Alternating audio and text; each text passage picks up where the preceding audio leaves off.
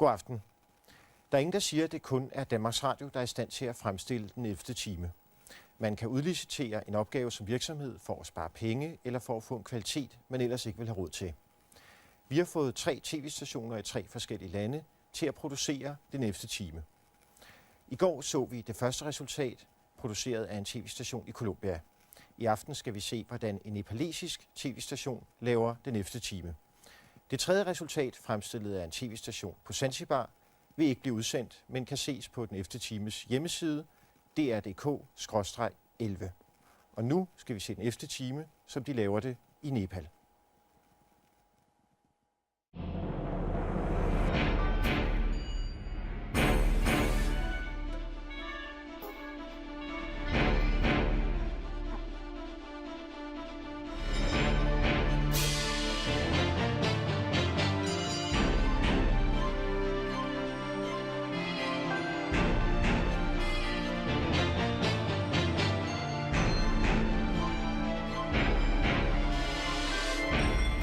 Good evening.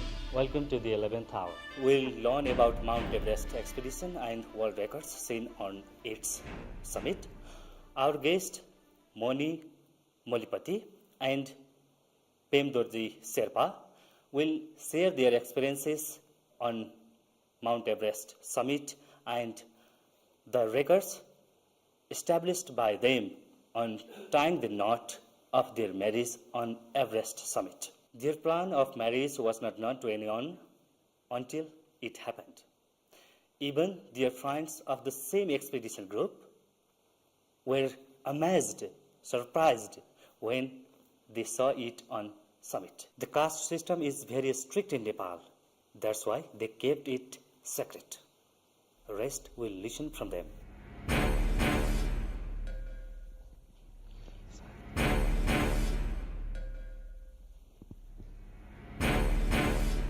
स्वागत छ यहाँलाई। कुराकानीको सुरुवात मोनीजीबाट गरौँ। तपाईले कहिले सोच्नु भएको थियो सगरमाथा चढौँला भनेर जब तपाईले पीएमजीलाई भेट्नु भएको थिएन? खासै सोचेकै थिएन मैले। भेट चाहिँ कहिले भयो तपाईहरुको? भेट चाहिँ जब मैले उहाँलाई भेटेको चाहिँ एडभान्स ट्रेनिङमा हो 2004 मा। कहाँ थियो त्यो? लाङटाङमा।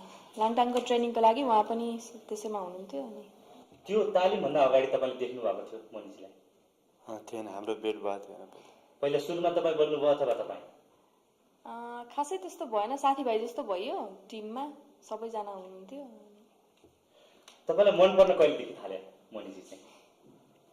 हैन, हामी त्यो ट्रेनिङको इन्डिङमा जब ट्रेनिङ सिद्धिँदै गयो त्यो अब 40-50 दिन हामी सँगै बस्दाखेरि ट्रेनिङहरु सिद्धिँदै जाँदाखेरि अलिकति नजिकिँदै गयो। त्यो ट्रेनिङबाटै थाहा पाउनु भयो तपाईले पीएमजी पनि यो हिमालहरू चढ्नुहुन्छ, आरोहण गर्नुहुन्छ भन्ने कुरा? हजुर, किनकि त्यो ट्रेनिङमा धेरै जस्तो स्पेशली केटाहरू, शेर्पा दाइहरू, अरु उहाँहरूको साथीहरू अरूहरू चाहिँ धेरै जस्तो चढिराख्नु भएको थियो। त्यही भएर थाहा पाउनु भयो? हजुर। तपाईलाई उहाँ हिमाल चढ्नुहुन्छ भनेर उहाँ मन पर्यो अथवा केले मन पर्यो? आकर्षण केले गर्यो तपाईलाई? हैन, खासै त उहाँ कस्तो थियो भने एकदम हेल्पफुल नेचरको थियो अनि त्यही हो, ट्रेनिङमा पनि धेरै अरूलाई हेल्प गर्ने यस्ताउति अब त्यस्तै हो। अलि त्यही भएर मन पर्न थाल्यो।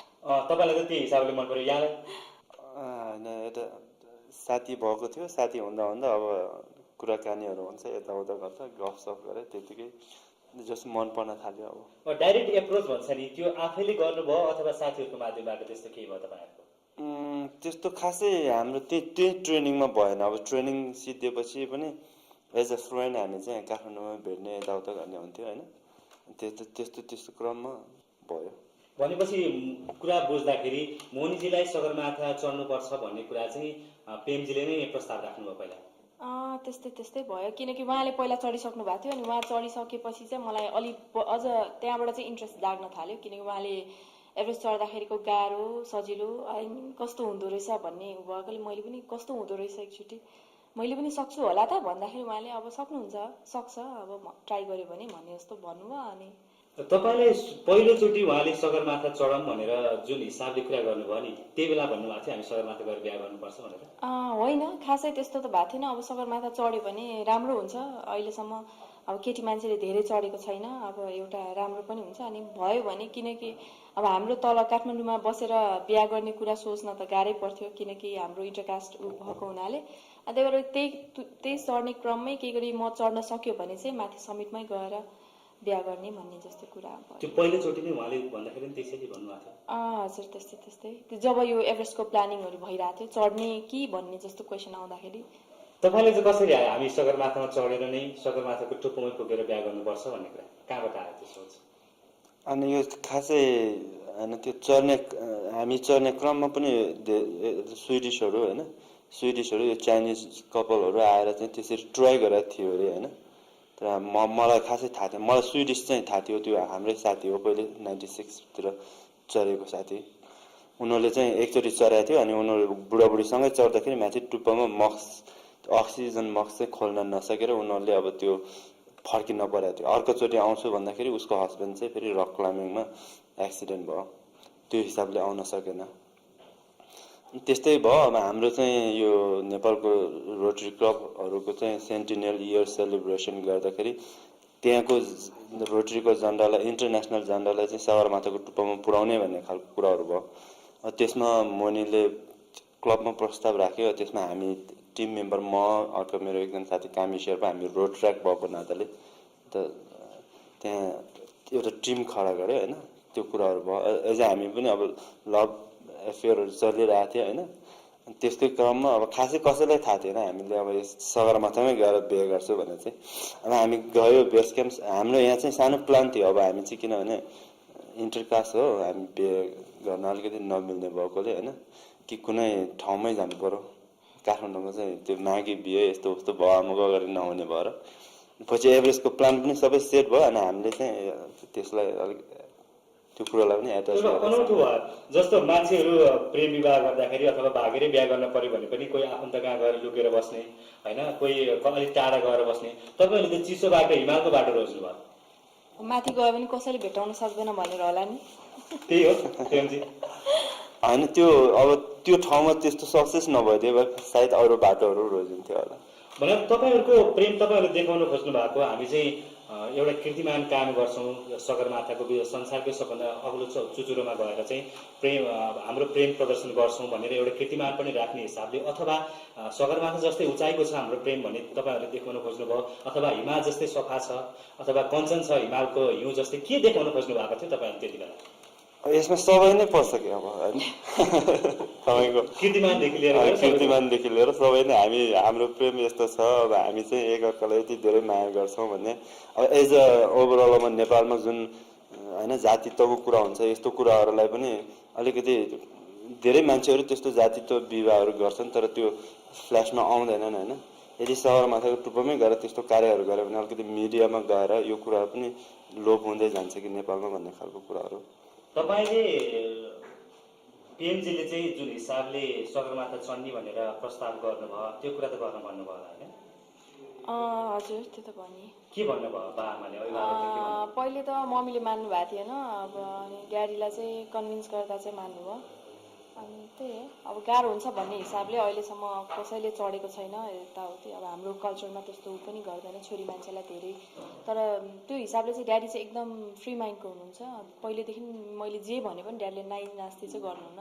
तपाईँले सुन्नु भएको थियो होला त्योभन्दा अगाडि पनि सगरमाथा चढ्दाखेरिको दुःख पीडाहरू कति गाह्रो हुन्छ भन्ने कुरा। वास्तवमा चढ्दाखेरि कस्तो रहेछ, कतिको सजिलो? मैले सुन्नमा त सुनेको थिएँ, तर जति सुनेको थियो त्यो चाहिँ साँचो हो। गाह्रो चाहिँ गाह्रै हुन्छ।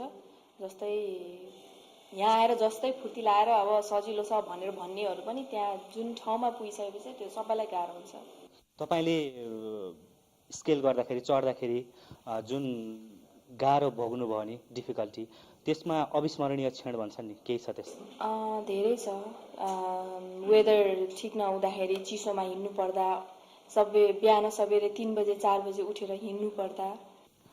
प्रेमजी, तपाईँले मोनीजीलाई लिएर जानुभन्दा अगाडि सगरमाथा चढ्नु भएको थियो?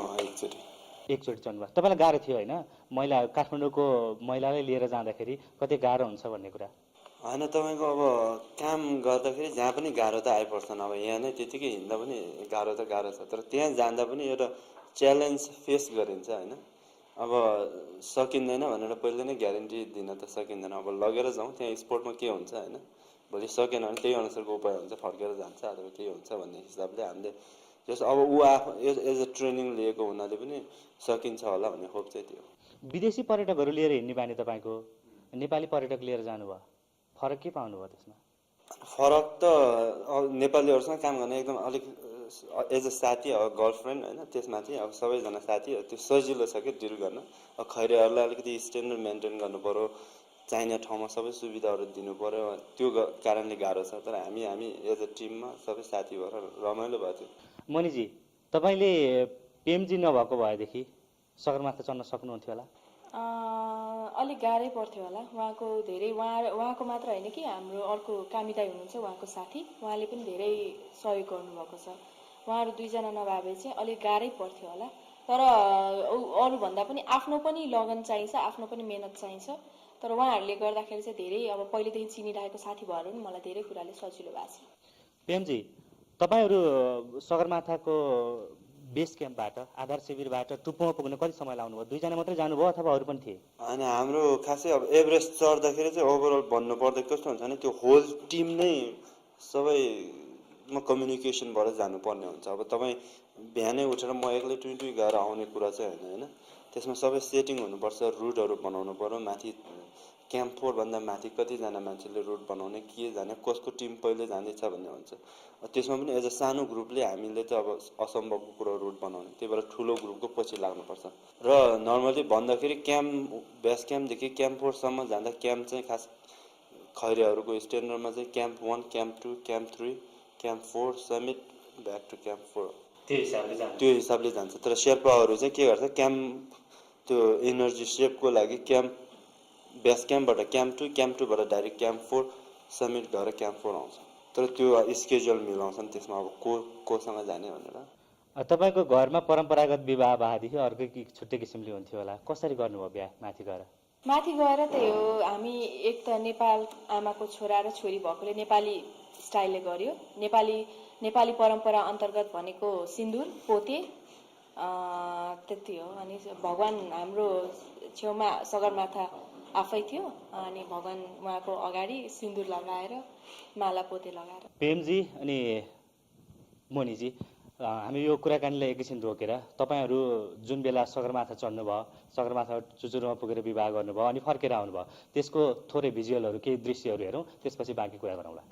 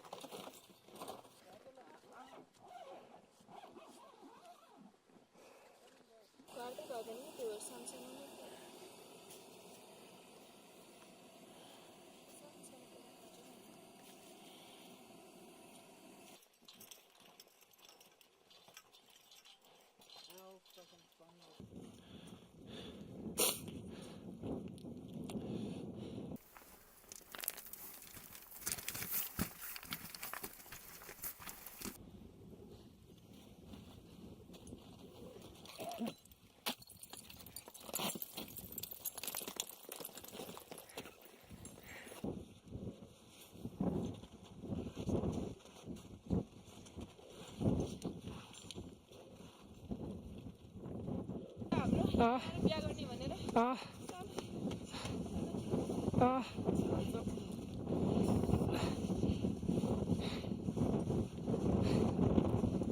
ल मनी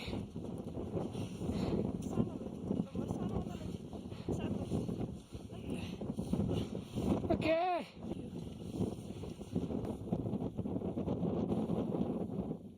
तपाईँहरूको जन्ती त कोही भएन?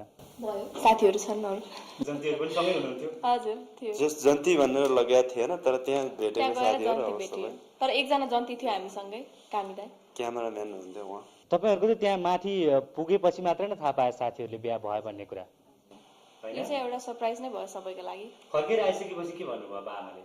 फर्केर आएपछि त्यही हो अब मम्मीलाई अलिक गाह्रो भयो तर ड्याडीले सम्झाउनु हुँदाखेरि ड्याडीले पनि अब ठिकै छ छोरी मान्छे एक न एक दिन बिहा गर्नुपर्छ अब मैले जोसँग बिहा गरे पनि खुसी जिन्दगीभर खुसी बसोस् त्यही हो त्यही भनेर पेमजीको घरतिरबाट त्यस्तो गाह्रो साह्रो मेरो घरमा खासै त्यस्तो गाह्रो थिएन अब परिवारमा आफ्नै दुःखहरू थियो होला आफ्नै ठाउँमा चित्त बुझेन होला तर मलाई चाहिँ त्यो उनीहरूले बनेनन् हामीलाई यस्तो भयो तिमीले यस्तो बिहा गरेर भनेर चाहिँ सुनाएन त उनीहरू खुसी छ सगरमाथाको टुप्पोमा बिहा गरेर एउटा कीर्तिमान बनाउँदाखेरि त्यो कीर्तिमानको एउटा छिना कस्तो हुँदो रहेछ पेमजी त्यो अलिकति भिन्न छ अब हामी खालि यसो सगरमाथा चढ्यो आयो एज अ प्रोफेसनली काम गर्दाखेरि त्यति मान्छेमा पहिचान हुँदैन थियो होइन तर यो एउटा जस्ट मिडियामा गयो सबैजनाले हो तपाईँ सगरमाथा चढ्ने बिहे गर्ने भनेर चाहिँ चिन्छन् त्यो अलिकति रमाइलो भइरहेछ पेमजी र मनिजी सहभागिताको लागि यहाँलाई धेरै धेरै धन्यवाद हाम्रो 11th आवरमा आइदिनु भयो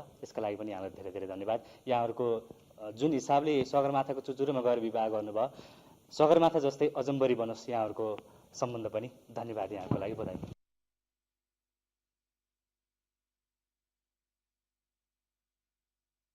Now it's time to welcome our co-host, Mr. Mads Brügger. Welcome. Yeah. Thank you.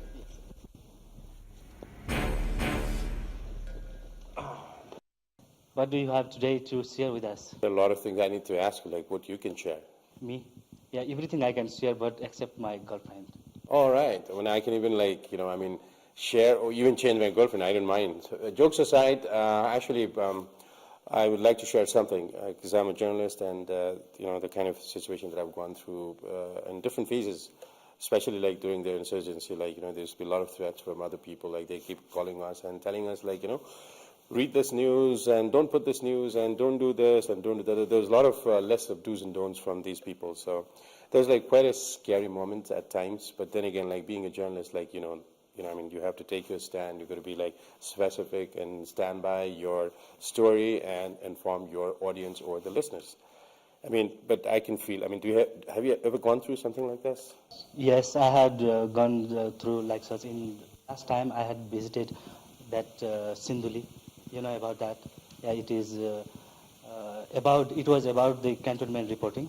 While I reported about the deforestation by some of the groups, I don't want to name that actually. At the time I got threatened.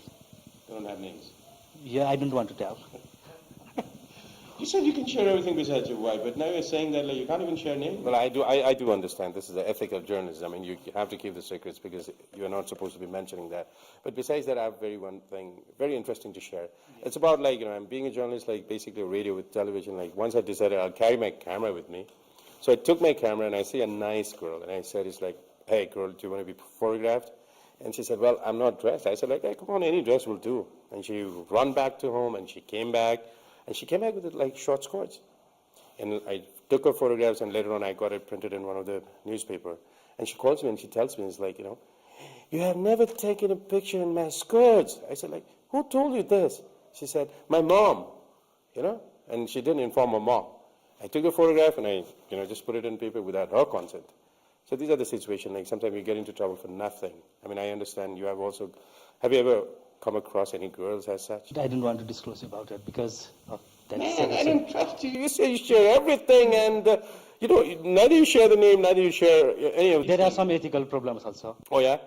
Oh, is that ethical or is that some other erotical? Sometimes we have to be around it also. Tell me, Mikael, have you ever gone through the envelope journalism? No. Oh, you're a bad guy. It's a very unlucky guy. Ask me. It's such an interesting fact that, envelope journalism. It's very simple. I was invited by one of the big industrialists, invited for dinner. And this guy serves me everything, the best of the drinks available at his home. And I was the only guy invited there. I felt very special.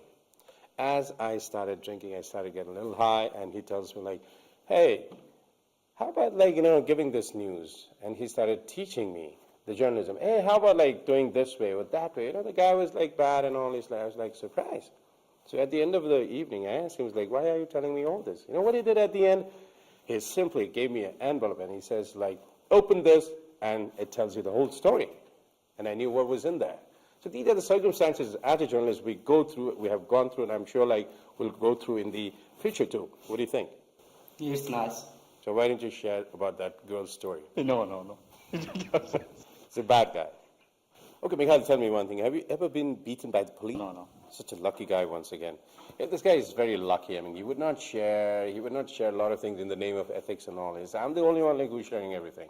This one is pretty interesting. Like, I was reporting for the television and during the demonstration, and suddenly a police guy comes, the big giant guy with a stick, and he came and he pushed me by the wall and he started pressing me. I told him, like, come on, don't do it, I'm from press. And he started even pressing me more. I said, like, come on, don't do it, I'm from press. Look at my ID card. But this guy didn't stop.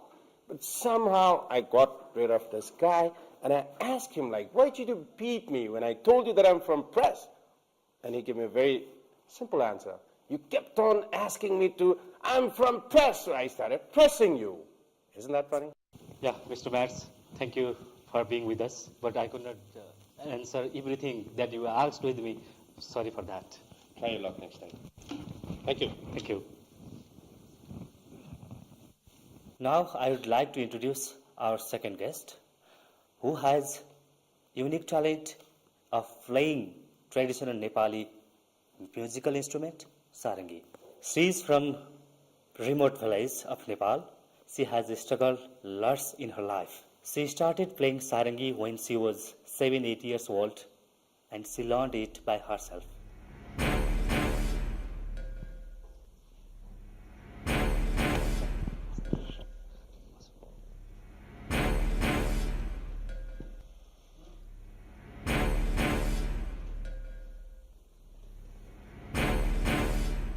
वर्तजी, स्वागत छ तपाईँलाई कार्यक्रममा। यो 7-8 वर्षको उमेरदेखि नै तपाईँले सारङ्गी बजाउन सिक्नुभयो। त्यति बेला तपाईँको रहर थियो अथवा कर थियो सिक्नुपर्ने? त्यो जुन 7-8 वर्षको उमेरमा चाहिँ मेरो एउटा बाध्यताको कारण मैले सिकिरहेको, जुन बेला चाहिँ मेरो बुवा चाहिँ घरमा हामी परिवारलाई छोडेर चाहिँ सिक्किम दार्जिलिङ जुन सारङ्गी बजाउनेकै सिलसिलामा बजाएर गीत गाउने सिलसिलामा बस्दै आउनुभएको थियो। अनि त्यतिखेर चाहिँ मेरो आमाले सारङ्गी लिएर गाउँतिर हिँडाउन थाल्नुभयो। अनि त्यही बेलामा चाहिँ मैले सारङ्गी सिक्न बाध्य भएर सारङ्गी सिकेँ। आमाले सिकाउनु भयो तपाईँलाई? खास आमाले लिएर मात्रै हिँडाउनु भएको, मैले आफै सिकेँ सारङ्गी। कतिको गाह्रो हुँदो रहेछ अरूले नसिकाइकन आफैले सिक्दाखेरि? एकदम सानो उमेर थियो त्यही माथि तपाईँको? हजुर, एकदमै गाह्रै जस्तो लागेको थियो। अब कसरी सिक्ने भन्ने शैली मलाई केही पनि थाहा थिएन होइन। रेड्दै हिँड्दै गाउँतिर हिँड्दै अनि त्यहाँबाट मैले अलिअलि बजाउन जान्दै आएँ। सारङ्गीको तारमा तपाईँले औँला राख्नुभयो, त्यसलाई लयमा ढाल्दाखेरि सुरताल मिलाउन कति समय लाग्दो रहेछ? मेरो विचारमा चाहिँ 4-5 महिना जति चाहिँ लाग्यो होला। तर त्यतिखेर सुरताल केही नबुझिकन त्यतिकै अब बजाएर हिँडिरहेको थिएँ नि त मैले। भनेपछि तपाईँले गाउँमा केही पैसा लिनको लागि, अरूसँग केही लिनको लागि नै सारङ्गी बजाउँदै हिँड्नुभयो, आर्थिक जुटाउनको लागि, अर्थ जुटाउनको लागि। तपाईँले अहिले यो समयमा आइसकेर त सिडी पनि निकाल्नु भएको छ? हजुर, सिडी प्लस एल्बम पनि निकालेको छु, म्युजिक नेपालबाट। यो सारङ्गीको धुन मात्रै छ कि गीतहरू पनि राख्नु भएको? गीतहरू पनि छ। तपाईँको सारङ्गीको धुन एकैछिन सुनौँ अनि पछि अरू बाँकी कुरा गरौँ।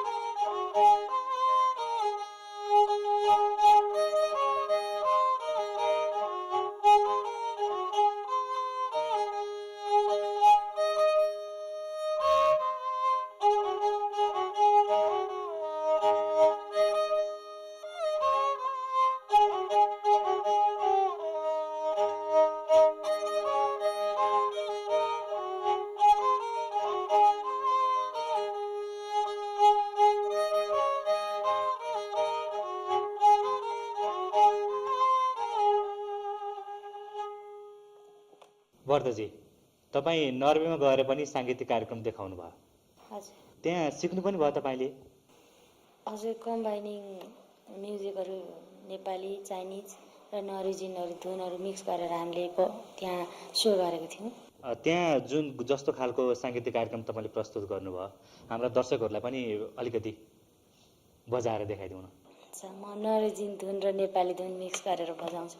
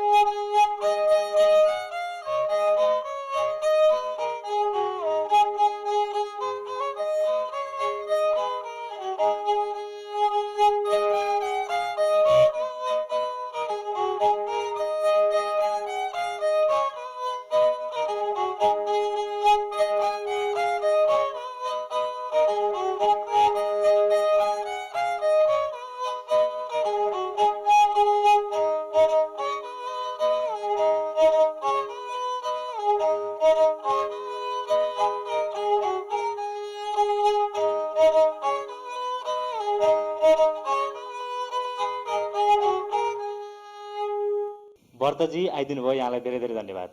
हाम्रो कार्यक्रमको नियमअनुसार तपाईँबाट नै आज हामी हाम्रो कार्यक्रमको समापन गर्छौँ।